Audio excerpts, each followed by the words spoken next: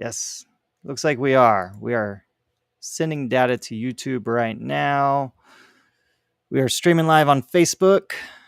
And all right, there we go. We are live on YouTube as well. So I would like to welcome everyone to Elevated Audio System Design, also known as Easy Designs, the only show on the internet that's designed to help you build out the perfect car audio system for your vehicle.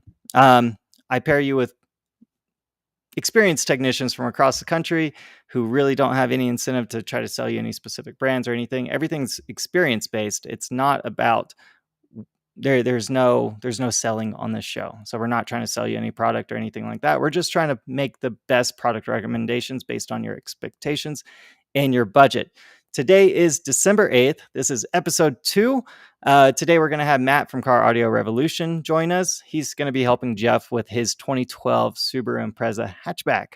So Jeff is looking for an improved volume, clarity, and bass out of this factory system.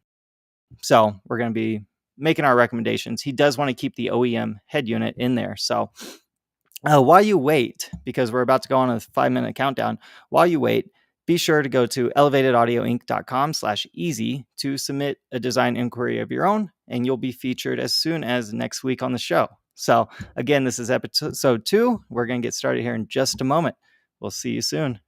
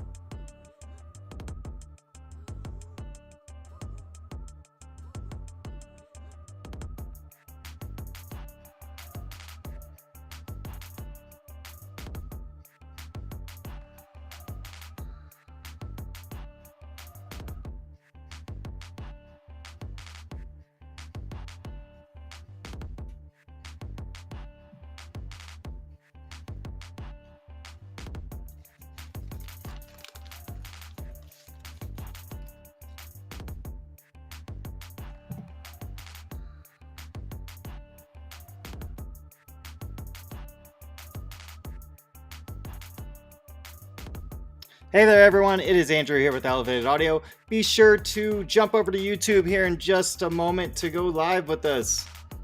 30 seconds countdown. I'm going to be ending this live stream here in just a moment because I realized I need my phone for other stuff. All right, see you guys.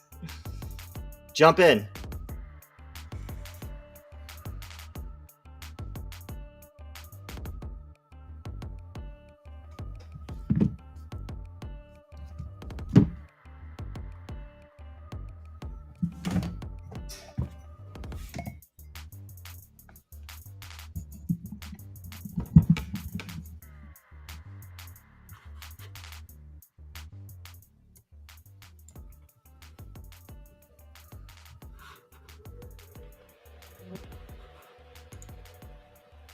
Hey there, everyone. It is Andrew here with Elevated Audio System Design, also known as Easy. We are the only show on the internet that is designed to help customers, well, not customers, but vehicle owners from across the country find the perfect audio equipment for their car.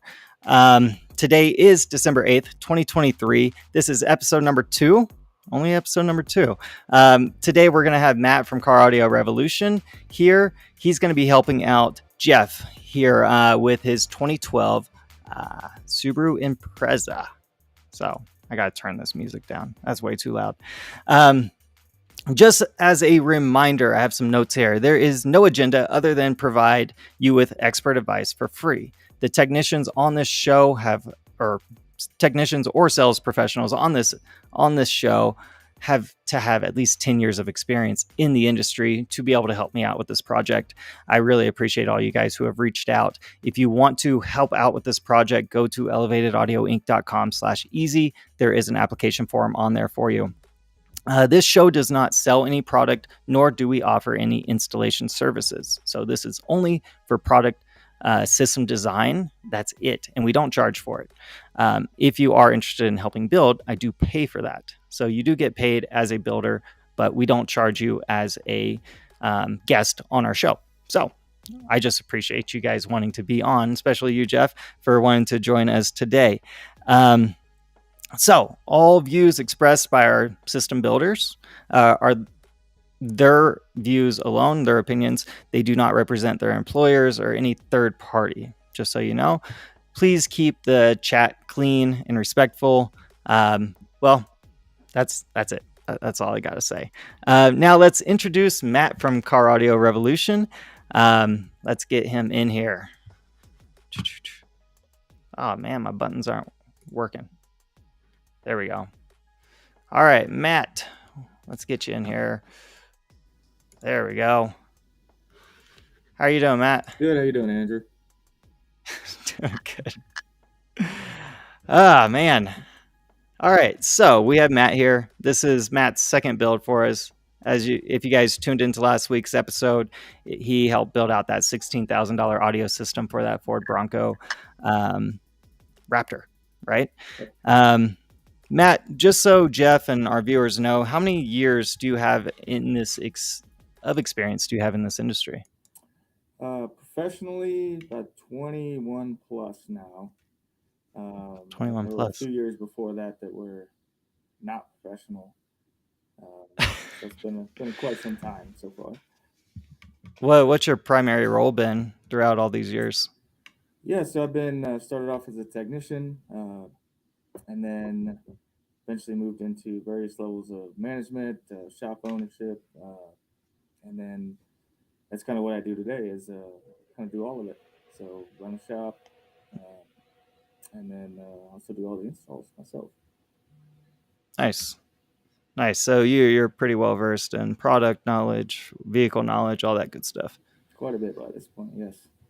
Nice. And why have you chosen to help me out with this project? I like the concept. It's pretty unique. So, to be able to get an unbiased opinion, third party, right, is important. Too many times we see people recommending what they have on the shelf, what makes them the most profit. Almost always it has to do with money, so profit at the end of the day. Yeah, so that's it. It's important to be able to get an unbiased opinion, so the consumer has at least somewhere to start and has some information before they start their journey, uh, picking out product and laying out the audio system. Nice. Well, I do really appreciate you for your help today.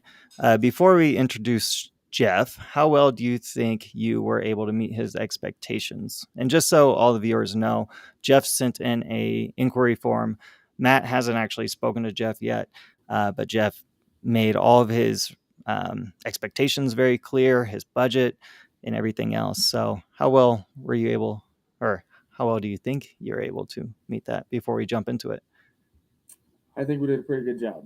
It's it's a system that most people would be proud to have, and should meet every requirement he asked for. Cool. All right. Well, with that, let's see.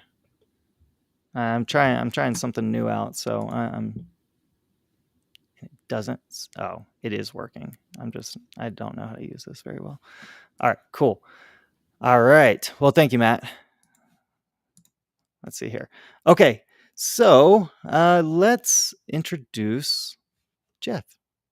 Jeff, let's get you in here. There we go. Hey, Hey there, Jeff. hey, how are you?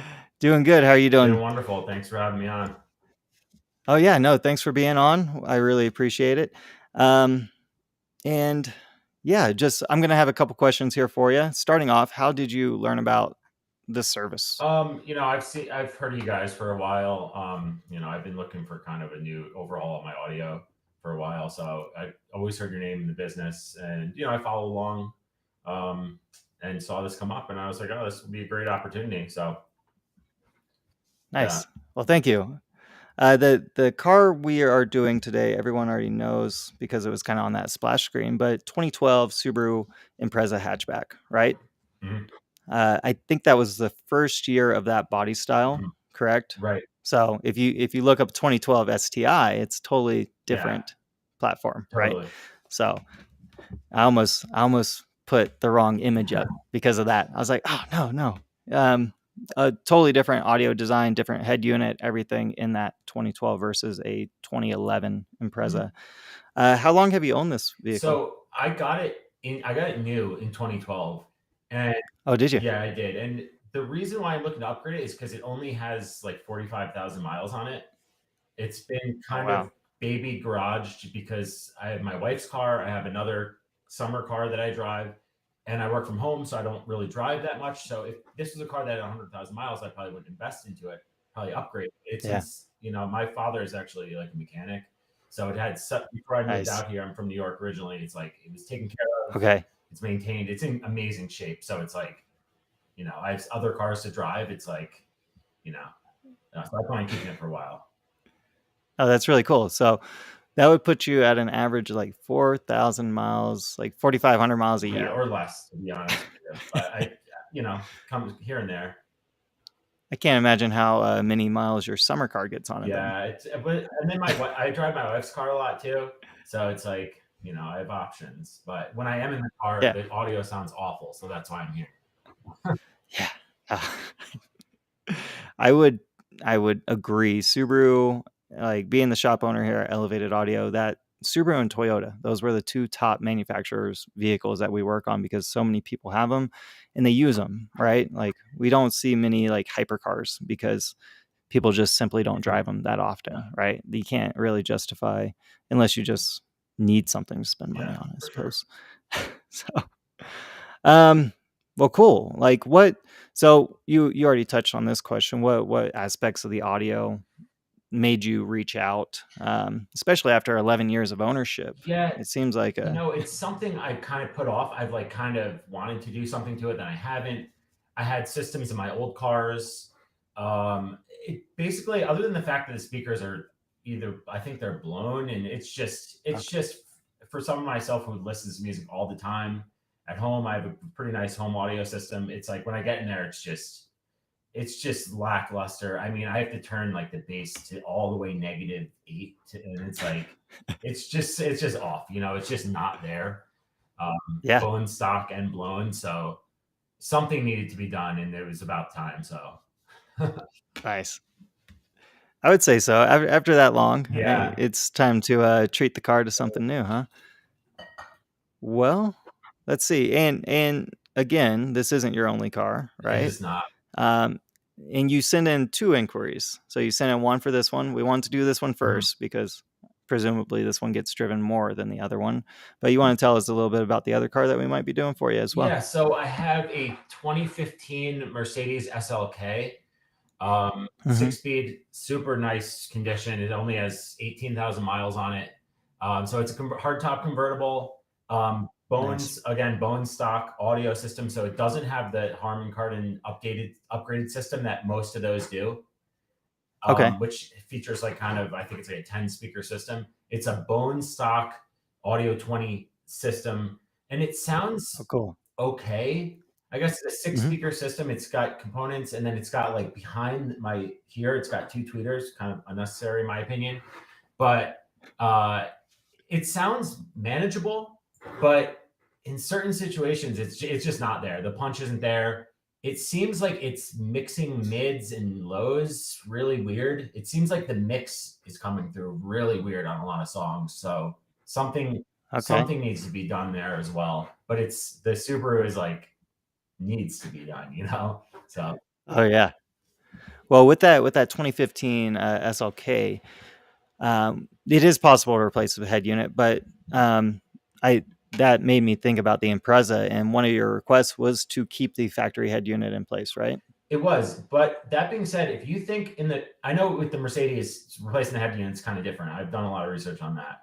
But with the Impreza, Mm-hmm. if you think it would be easier on an installer to have an aftermarket deck in there instead of having to, change the lines and all that with a factory system, then with the factory radio, I'd be open to that too.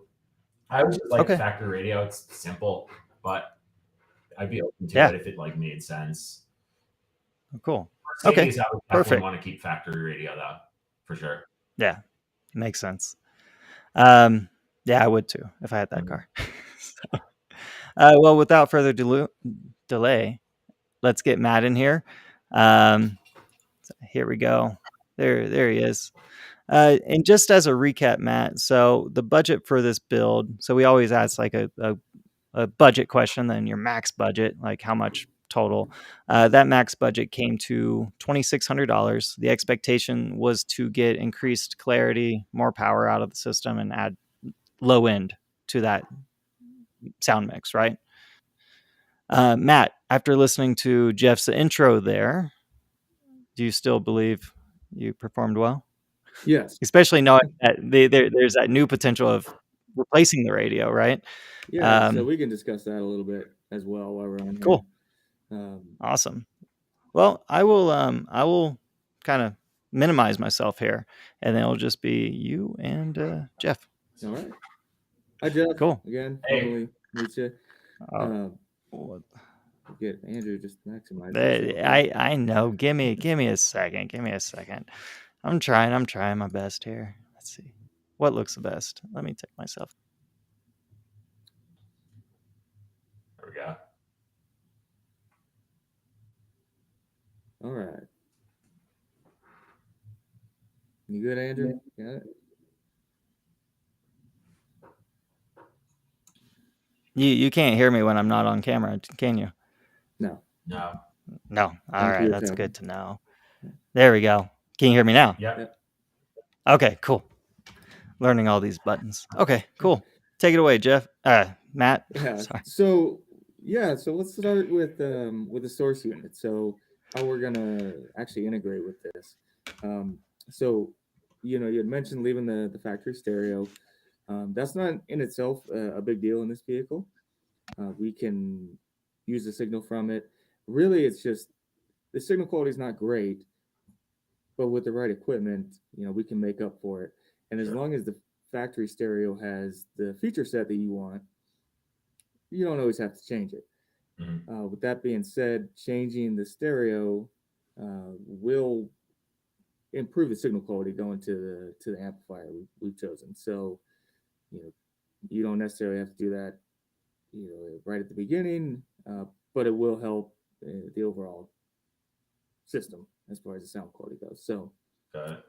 but usually changing stereos nowadays is, yes, it has the added side effect of helping the signal quality, but it's more for functionality. Does your stereo do what you want it to do? CarPlay, Bluetooth, Android Auto, whatever you like.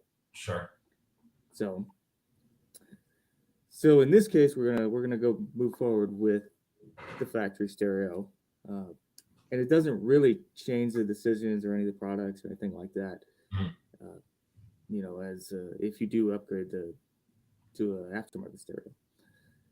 So the first piece I chosen will help us really, the OEM integration.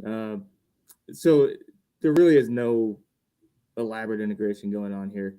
It's 4 channels of stereo output. There's no summing. There's no anything like that. It's just there's 6 speakers in the vehicle, but the tweeters on the dash and the door speakers are considered 1 channel on each side. So we have 4 channels of output. And for those 4 channels, we're going to run them into a JL Audio VXI VX1005i.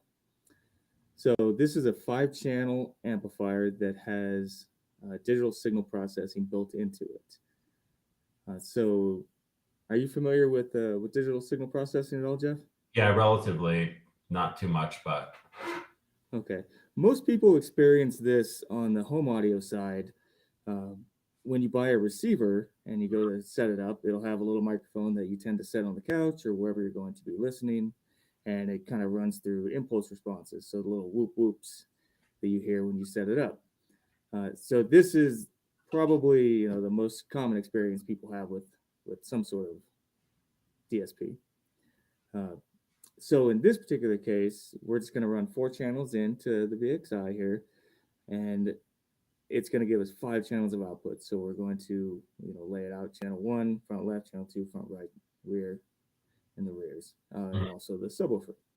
So now we'll have a 5th channel to be able to drive the subwoofer. So the back end of the tuning, I'm going to kind of go over the tuning before we move on to the accessories. So the input side is pretty straightforward from the factory stereo. We have all the channels of output we need, but it will allow us to fine tune the signal on the output side. So we get to set up timing, we get to set up our own EQ for each individual channel. So this really helps dial it in for what you like as a listener, not just maybe what I like or whatever the product is going to be at the end. We can actually fine tune it with the microphone and pink noise or a microphone array with impulse responses.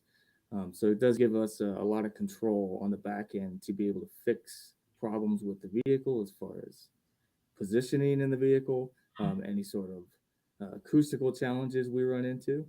We can overcome them with the software program in this amplifier, or at least get them mostly overcome. So yeah, so that kind of this is really going to be the focal point. This is what's going to give us the most return on the money spent in your audio system. Makes sense. Yeah. So what kind of questions do we have about this? Because that was a lot of information about one piece of product. No, it makes sense. I knew that we'd probably need something like this with the built-in DSP. I think that makes sense. Yeah, that's definitely a huge thing in our industry. Whether or not you like to go crazy on the back end with tuning, what it's mostly used for is we can correct issues with the vehicle and the positioning, because we don't sit in the center of the vehicle, right? So that makes things very challenging as far as getting the correct stage across the dash so that you can see, kind of imagine each individual instrument being where they actually are, and the singer and everything like that. Sure. Awesome. So we'll kind of move on to the DRC here. So this is a controller that does attach to that amplifier, and in its most basic sense, it will give us a direct subwoofer control. So you'll be able to turn that subwoofer up and down without affecting the other speakers. This is important because we go in and set the parameters of the other speakers as far as the crossover points and things like that, and we don't want to be pumping bass into everything if you go into your your factory radio and turn up the bass, it will change the bass for the entire system.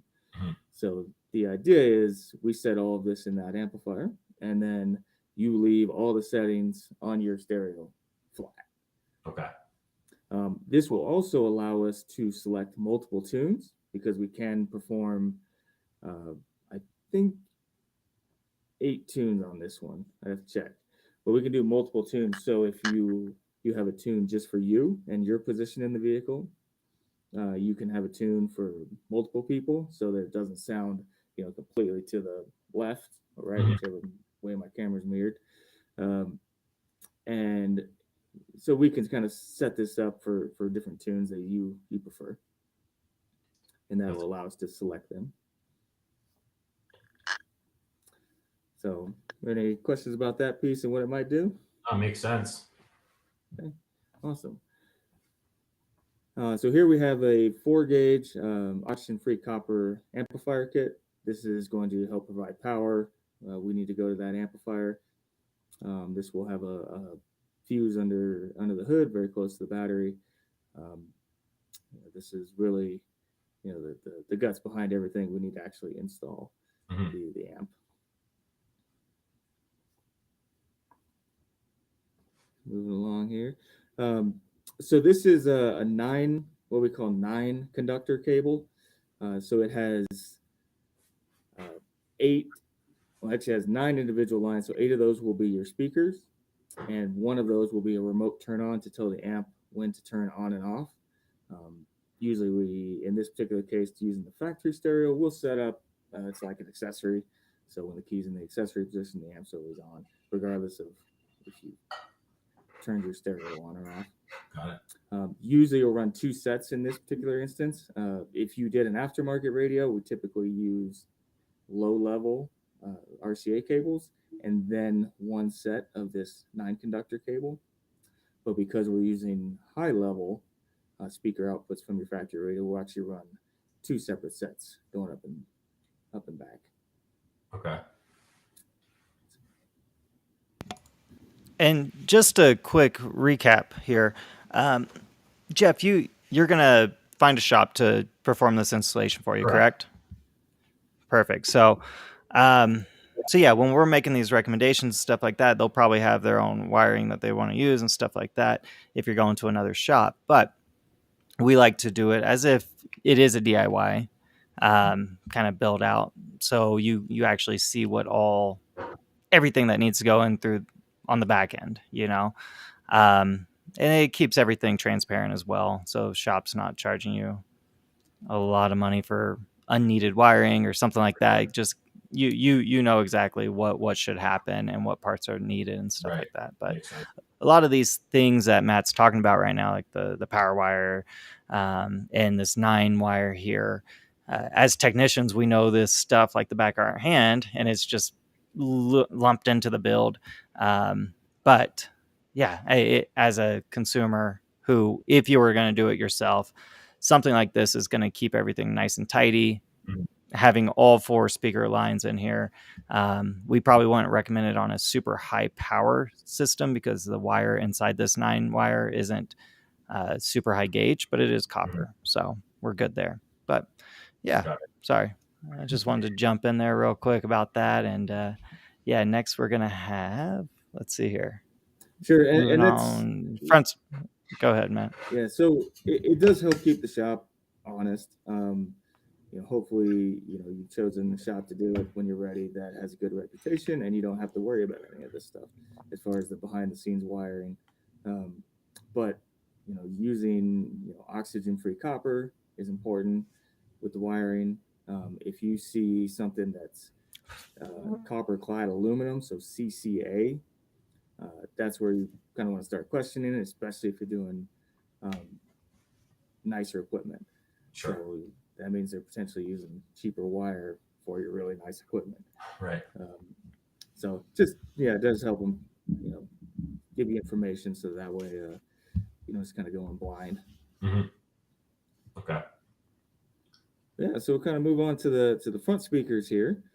So I've chosen the Hertz Audio DC never figured out how to pronounce the actual line, but these are component speakers, so they have a tweeter that we put up on the dash, and then a 6.5-inch mid driver we're going to put in the doors.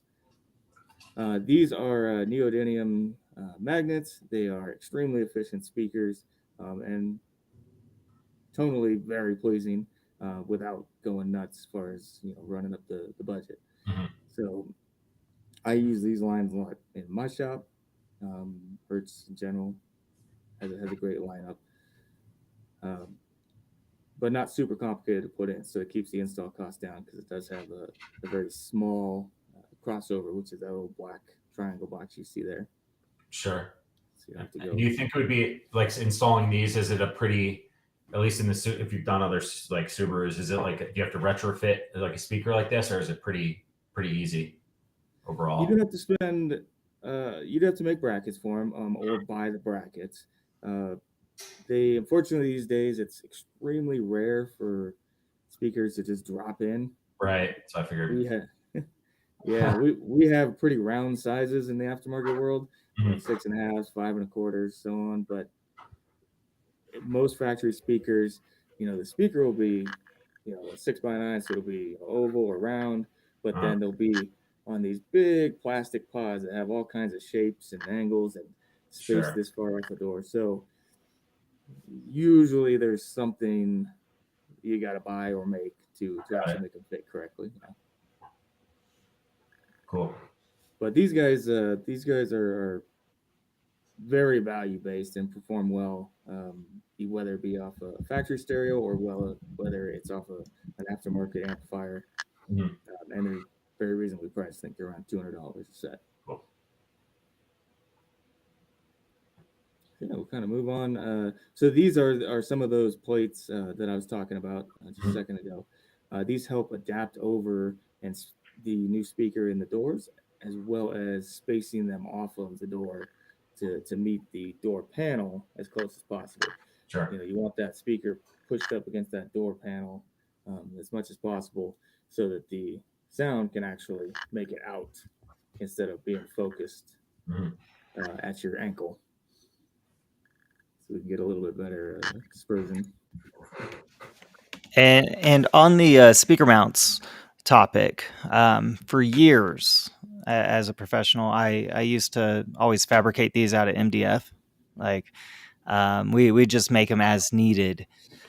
There's two bad things to that. One, you're putting wood in a door, which I've seen so many speaker rings come out all swollen up, and we stopped that process here at Elevated Audio years ago, but I've been doing this for 20 years myself. So for the first 10, 15 years, it was always, it's just what everyone did. So we didn't know any better. But now we use better plastics. We use ABS, we use expanded PVC, things like that. But even if we were to, if you go to a shop and they're like, all right, well, we're going to need to build these speaker rings for you. I mean, they could easily charge you to do that, and they'll probably charge an hour. But any average shop rate is between $100 and $200 an hour. So, whereas these guys are like, how much are they, Matt? $15 a set. Sure. Okay. So it's one of those things like even unless it's a super, super specific build or super high end build where budget really doesn't matter at all, like at all, it's easier just to use these. Sure. It's less labor, and they're just readily available and very, very inexpensive. So, yeah. Cool. Yeah, definitely. I do the same with my customers, and it's yes, it's easier, but it's they're coming to you trusting you're gonna have treat their money like your own, even though in sales that's kind of a no-no, right? But you have to you have to provide value to the customer. So if how would you feel if I charge you 130, my rate is 130 an hour, so I charge you $130 to build these when you found out you could get them for $15, right? You'd be extremely upset with me. So that's what we want to avoid, right? You got to provide value, and this is the way to do it. All right, so moving on to the rear speakers, right? Yep. So these same are product line. Yep. So these are the same line of speakers. just in a coax version. So it has a tweeter built onto the center. And so the install labor is going to be usually less on these, but we don't have a separated tweeter, so it will be coming from the lower portion of the door, which is typically fine for the rears. As the driver of the vehicle, you will be hearing about 80%. 80% of the sound is going to be up front. Mhm. So that's where it's most important to focus. But Got it. otherwise, everything's about the same as the fronts. Neodymium magnets, efficiency ratings are almost identical. And once again, it's you have the same exact adapter plates for the rears as you do for the front. Sure. Makes sense. Yeah, I think those are like $60 less per set for those, which is nice. And then, yeah, upgrading the I think we have the subwoofer wire here. That is just the OEM speaker wiring. So utilizing the factory speaker wiring from behind the radio to the speaker, right? Yeah. So on the Bronco build, we replaced all the wiring in the whole car. Yeah. So the factory wiring. So a lot of we get this a lot. Customers will come in and they'll want to run wires into every single door, which depends on what you're doing. So for the most part, using factory wire that goes into the door is good enough. It's plenty good most of the time, up to 100 plus watts of power. Changing the wire out to something bigger won't hurt anything, but it will increase the cost significantly because now you're running new wires through every single door. Yeah. Is not going to be a lot of fun and will probably cost you at least another $300-400. So using the factory wire up to for most audio systems is fine. Like it's more than sufficient. Sure. So now we move on to the subwoofer. So in this particular case, I've chosen a Audison downfire enclosure. This is 400 watt RMS, so we'll have plenty of power from our amplifier with a little bit extra, so we're not having to redline everything. I use this one quite a bit in my own builds. It is a dual 4 ohm, so we'll actually be running it at a 2 ohm load.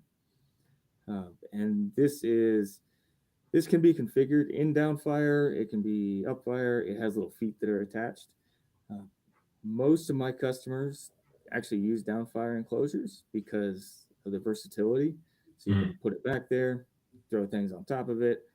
I actually use this design for a long time in my own vehicle, and it can be easily moved from vehicle to vehicle in the future without really wasting any money. So, but it will, other than probably in the 20 or low 30 hertz notes. Otherwise, it is incredibly musical and play down into the 30s really well. So if you're listening to a lot of different kinds of music, this is gonna really be able to perform those notes well and decent volumes. So that it comes with feet. It's like prefab box and it has feet already on it, but it can be like bracketed upright as well.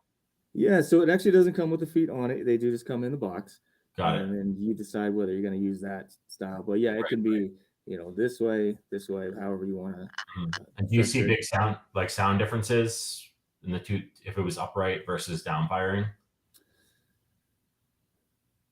I think it plays a little louder and a little lower in a downfire configuration. But to be honest, I haven't really compared them side by side with any actual tools to measure that type of sound. But yeah, it's most people tend to do them in a downfire configuration because it ends up sounding better and it's lower center of gravity. So if you decide you want to go rally cross down the highway, then it's not going to go flying around. Very true. Although I do recommend building brackets for them, some kind of. I typically do that with all the boxes that I use.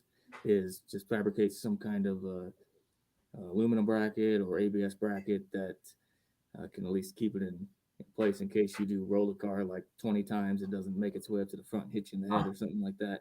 Right. Makes sense. Yeah, so and to Sorry, go ahead, Andrew. I'm sorry, I'm going to jump in here for just a second. To your question on the frequency response and the difference between having it downfire or upfire, it really depends on the vehicle and where it's placed within the car. Since you have I got to fly in here, so I'm sorry.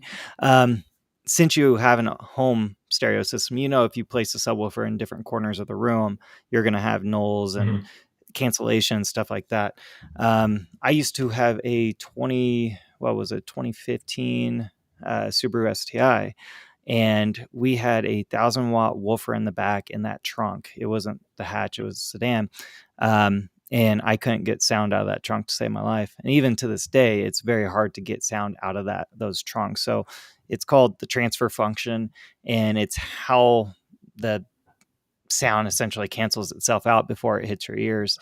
And you can manipulate that by putting the subwoofer in different places, but every car, it's just trial and error. And honestly, it comes down to functionality. Like, hey, would you rather have it downfire so you don't have to worry about hitting the sub or anything like that? I think this comes with a grill on it, doesn't it, Matt? Yep, it sure does. Yeah. So even if it's upfire, the sub's safe. But for me personally, I run a downfire box in the back of my car, and I never had to worry about it. Right. So even if it sounded marginally better upfiring or rear firing or something like that, it would really depend on like my use of that. But yeah, no, that's my 10 cents on that little piece right there. Subarus, I mean, having a hatchback is going to be hugely beneficial for you on this. Whereas the Mercedes is going to be a lot harder to get that sound up there because you have this huge cavity between the trunk and the back of your seats, right? Where the top folds down and everything else. Do they? I don't know. I don't know this off the top of my head, but is the fuel tank between you and the trunk on that car? I'm not sure. I think it might be adjacent to the trunk, but Okay. the firewall there is pretty thick. Yeah. So like anytime we work on luxury vehicles, it's hard to get bass out of the trunk for that reason. It's so you will be very happy with 400 watts in the Subi, but then we might need to jump up to 800 watts in the Mercedes just to get an equal. It's not like we're upgrading. Like you don't perceive anything extra. It's just, hey, this is what it's going to take to get to your ears. What's on this next slide? Oh, the speaker wire. Yep. So that's a good point Andrew made. Is German vehicles, typically got to double it up to get there. They do such a good job of blocking the trunk off from the rest of the car. So yeah, in this case, we have the 14 gauge speaker wire. Once again, this is if you're having a shop do it, there's not really going to be too much you're going to concern yourself with. But for DIYers, 14 gauge is typically what we would use, oxygen-free copper, as far as wiring the subwoofer to the amplifier. So that was a whole lot of information there, Jeff. What kind of questions you have about the architecture of the system, how it would potentially get installed, look, fit, finish, anything like that? So yeah, I mean, really appreciate it. This all looks awesome. It looks like exactly what I was looking for. What do you think is would be like an install time for something like this? Like how big of a job is it? Is it fairly straightforward? That type of thing. Sure. So it does depend on the install quality that's going to happen. So we don't in our industry, unfortunately, there's not a lot of standards that get applied. So you can have quite the range of install qualities happen, level of quality that's going to happen. So if you're going to use a shop that is going to build an amp plate so that there's not just firing holes in the bottom of your car, with the wood screws, which is kind of common actually. And you're going to have somebody that takes time to solder connections as opposed to butt connect them. Then typically you should expect probably about, let's say, 2, 3, probably I'd say anywhere from 8 to 12 hours. Makes sense. Work, whatever drop rate locally they have. So that's for somebody who's doing things correctly. They're soldering everything, they're building things out. They're actually removing panels and running with all the factory wiring. Things look nice, neat, and tidy. So Got it. That makes sense. My only other question really is, so if I did decide to go with like an aftermarket radio in there, would that be changing the need for that amp with the DSP? Would it kind of like tweak the overall package? Like what would that look like? Because if it's like if a lot of the budget is going towards that amp needing the DSP, if it's like you get a factory radio and kind of like offset some of the costs, and it would offset some of the installation costs if that's easier. Like, I don't know, I'd be willing to weigh both options. Yeah, Matt, what's the cost of that amplifier? MSRP right now? 1,600. 16. Okay. So that's sorry, go ahead. Sorry, I was going to say that's the biggest chunk of this build, right? Absolutely. Yeah, and that's a great question. Yeah, because changing the stereo in your Subaru is so easy, it should be considered. So the main difference. So what the amplifier that we've chosen will do, there is no radio that has the software that is as powerful as what's in that VXI amplifier. Mm-hmm. As far as tuning goes. If you don't care that much about tuning and but you still want good quality sound and some correction as far as the positioning you are in the vehicle, then if you did a basic 5-channel amplifier without DSP built in, but did something like a Sony XAV 9000 or 9500 stereo, then and the reason I specifically mentioned that stereo is because not only does it have a graphic EQ in it that you can adjust, it has a parametric EQ, and that parametric EQ really helps with correcting audio issues in the vehicle. So you won't get adjustability like you would inside that VXI amplifier. That's just there's no radio that does that. Mm-hmm. Hey Matt, what was the model number of that stereo? So the Sony XAV 9000 ES or the XAV 9000 or the 9500 ES if you want like a halo floating screen. I use the 9000 in my own personal vehicle. It is fantastic quality radio. It's built for sound quality. It has the parametric and graphic EQs built into it. And for Subaru, especially if you have steering wheel controls, it will just wire right in. You don't need anything extra. So super easy to install and great sound quality. And that radio, I believe, is $800. Mm-hmm. And then we did a good, solid 5-channel amplifier, then you're going to probably be at about $700-800 for that. Mm-hmm. So you'll be right back at the 1,600-ish, but now you'll have gained. So what you'll have gained is a lot of functionality because you'll get Android Auto, Apple CarPlay wirelessly.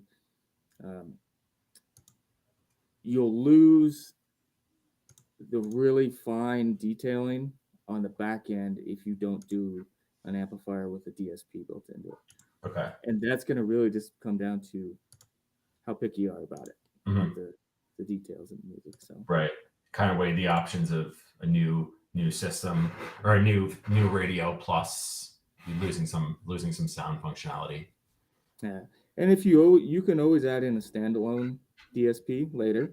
Mm-hmm. If you find you need more details, if you want like the new stereo route with a basic 5-channel, 5-channel amp. But either way, would sound incredible, and it would be an incredible improvement of what's going on right now. Oh yeah, it's just how picky are you?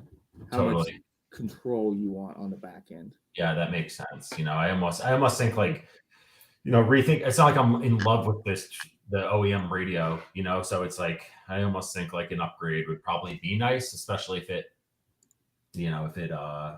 kind of evened out the cost anyway. So it's definitely something to consider. Appreciate you going over it.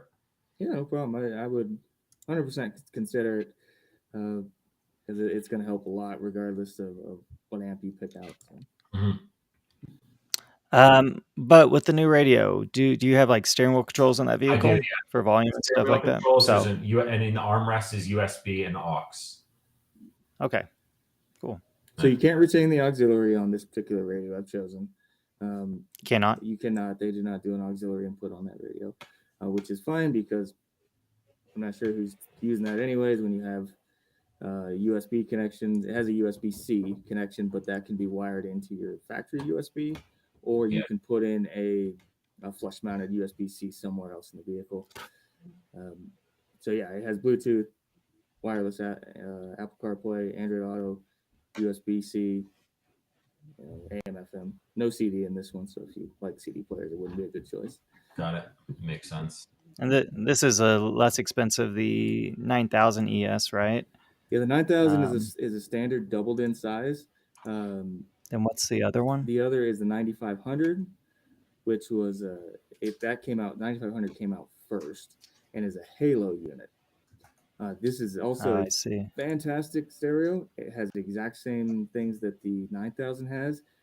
The only thing that you want to be aware of when buying this particular radio, if you chose to go with it, it's awesome having a bigger screen, is the volume for it is at the top left corner.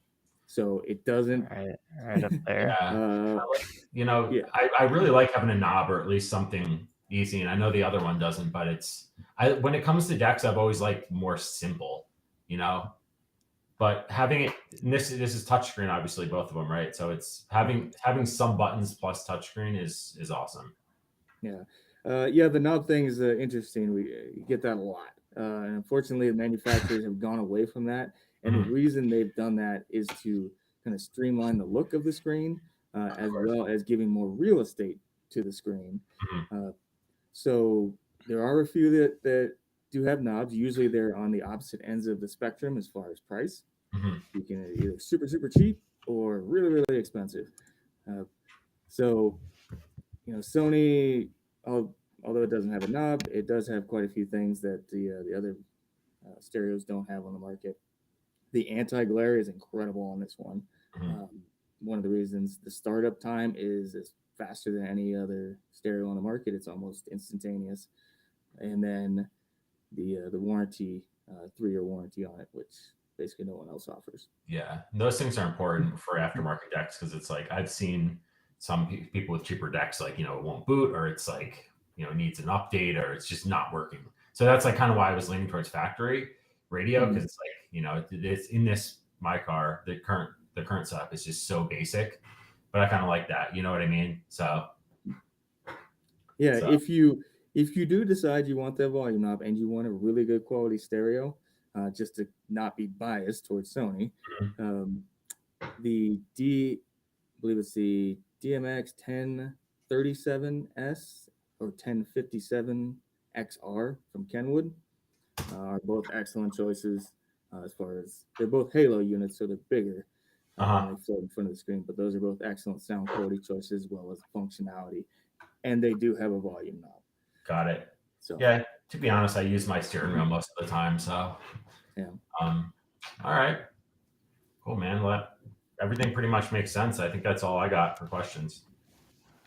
Perfect. Well, we are running out of time here. I would like to thank you, Jeff, for participating. I really appreciate that. Thank you, Matt, for providing some expert advice here. Thank you. Jeff, how was your experience on this? This was great. I mean, it's exactly what I needed, and it gives me a lot to think about. But it's definitely exactly what I needed, exactly what I was looking for. You guys hit the nail on the head. So perfect. Awesome. Well, thank you. I appreciate that. Yeah.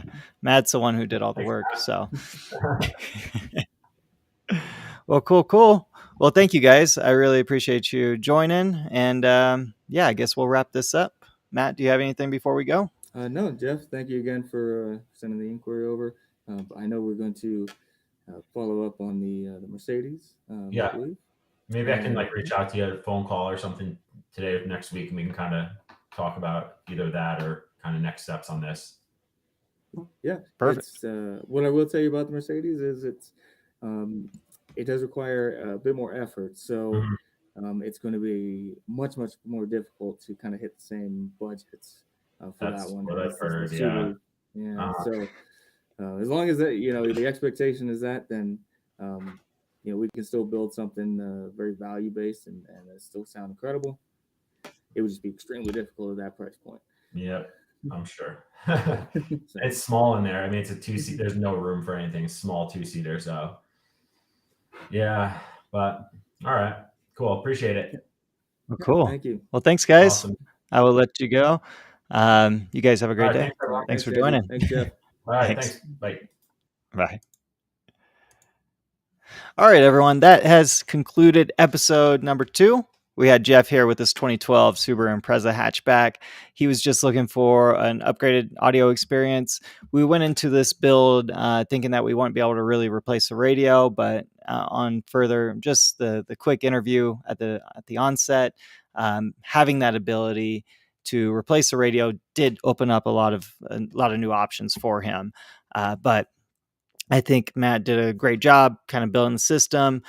That car with that system would sound amazing when it's properly tuned with that VXI amplifier using TSP and all that good stuff. But again, if you'd like to tune in or join on the next episode or one of the future episodes, please go to elevatedaudio.com and submit an inquiry. All you have to do is fill out a short questionnaire, and it will allow us to understand your expectations, your budget, the vehicle information. There's a lot that goes into this. It's not very cookie cutter. That's why this show is going to have a daily episode, is because we have the ability to quote out different systems every day and not really get repetitive at all. But thank you all for watching. And I hope everyone has a great day. We have another episode lined up for you here in a few days. So we're excited. I hope everyone has a great weekend. It is Friday, December 8th, 2023. This has been the conclusion of episode number 2. Thank you so much. Have a great day. See ya.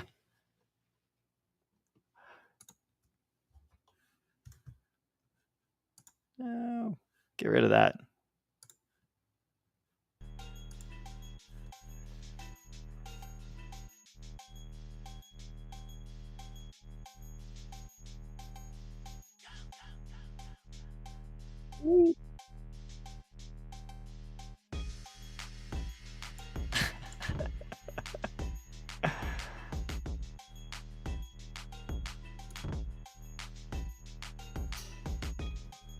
There we go.